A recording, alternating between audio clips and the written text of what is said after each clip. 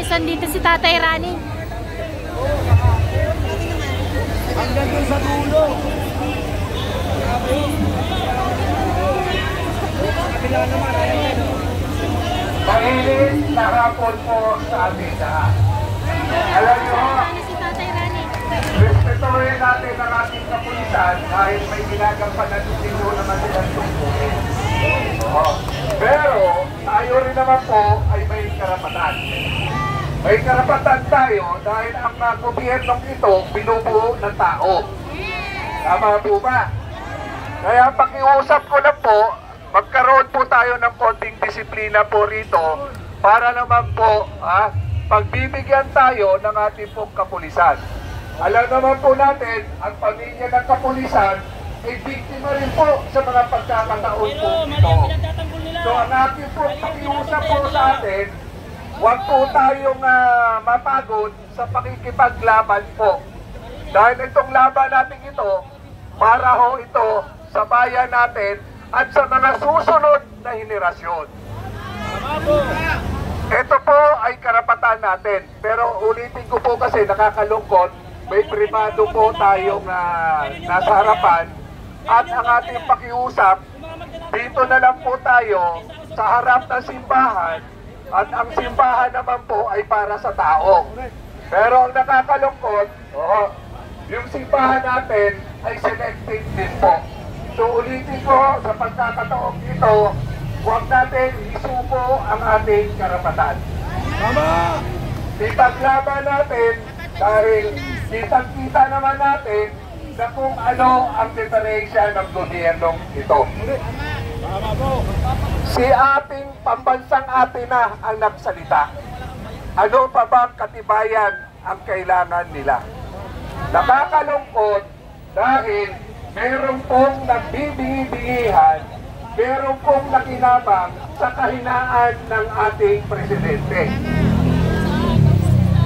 Ang ordinaryong tao, pag ikaw ay biktima ng droga, mandato, ikaw ay nire-rehab. Hindi po ba? Ngayon, bilang isang mamamayan, at tayo, kayo, ang nagluklok sa presidente natin, may karapatan tayo maningil sa presidente natin. Hindi naman masama na tayo ay maningil para matapos na. Ang usaping ito, patunayan niya na hindi totoo ang sinabi ng ating yan. Simple lang ho naman ang usapin eh. Pero hindi na tayo papayag yung kahinaan ng ating presidente sasamantalahin ng mga nakapaligid sa kanya. Kahit sabihin niya, wala siyang ginawa, pero siya ang presidente, liable siya.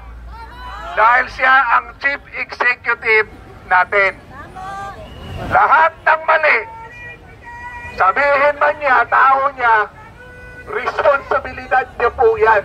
Pananagutan niya po sa taong bayan.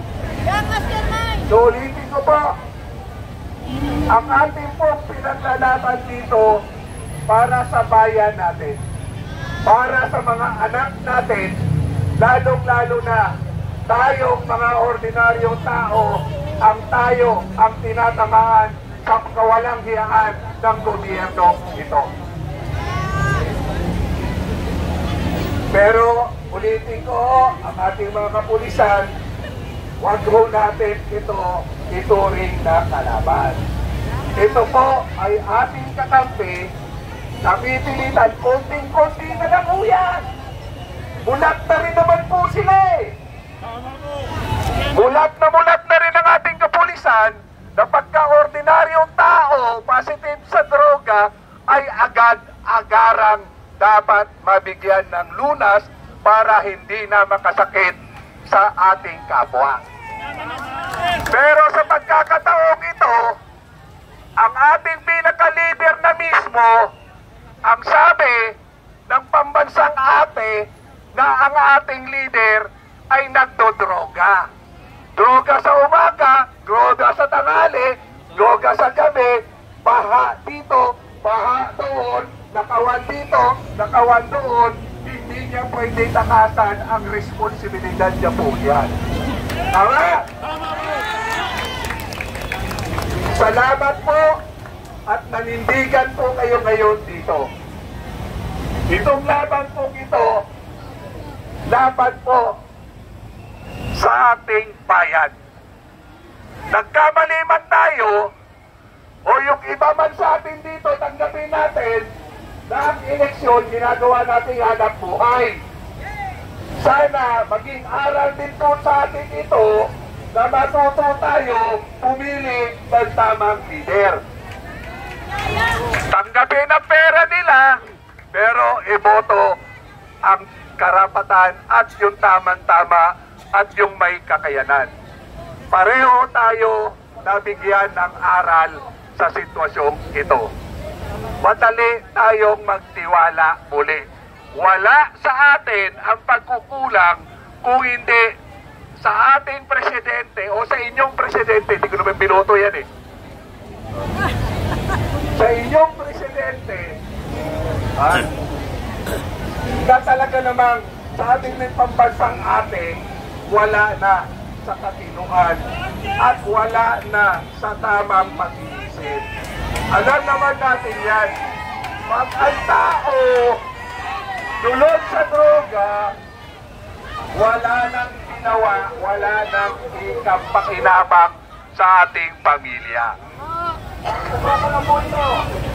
So alam ng ating kapulisan, ang akin po, sana makonsensya na rin kayo, gamitin nyo ang common sense po ninyo, baka naman po bukas, samahan nyo na kami dito.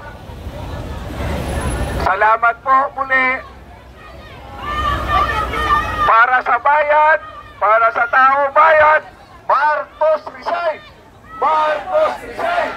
Marcos resign! Marcos resign! Marcos resign! Sabi nga ng ating niya, umuwi na tayo. Tama na! Hirap na ang taong bayan. Kaya dapat talaga, kung ayaw po niya mag-resign, karapatan po natin sumigaw, Marcos resign! Marcos resign! Marcos resign! Marcos resign! Marcos resign! Alam niyo, pagmasdan niyo ang mga mukha ng kapulisan natin, malungkot po sila! Malungkot po sila, nakaharap natin dahil tayo ay tumitindig sa tama. Sila naman ay tagapagpatupad ng tama, pero alanganin pa po sila dahil may sinusod sila na command.